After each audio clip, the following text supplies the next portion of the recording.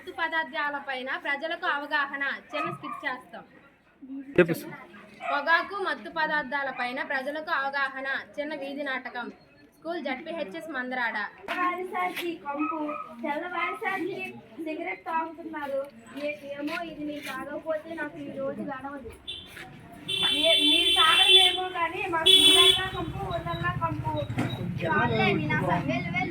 పిల్లలు రండి భోజనం పెడతారు.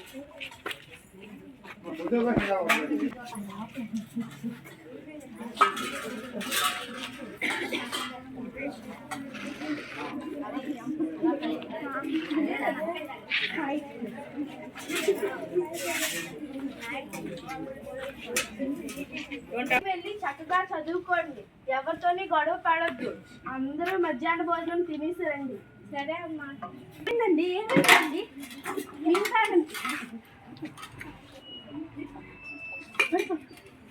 ఏమైందండి?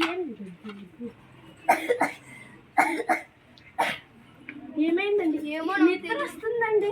లేకండి హాస్పిటల్కి వెళ్దాం. మా భర్తకి ఈరోజు దగ్గు వచ్చేసిందండి మొన్నట్లాగా. ఏమో పదమ్మా చూద్దాం.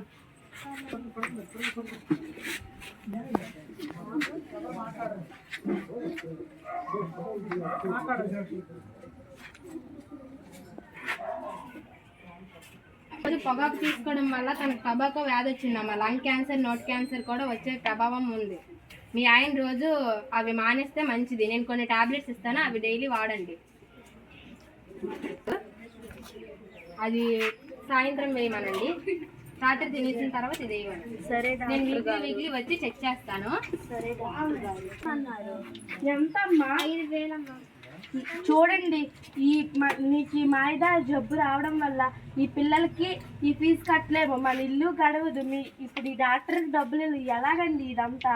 సరేలే, ఇక్కడ నుంచి పొగాకు బీడి ఇవన్నీ మానేస్తానులే, కష్టపడి పనిచేద్దాం. పొగాకు వద్దు, ఆరోగ్యమే ముద్దు. పొగాకు వద్దు, ఆరోగ్యమే ముద్దు.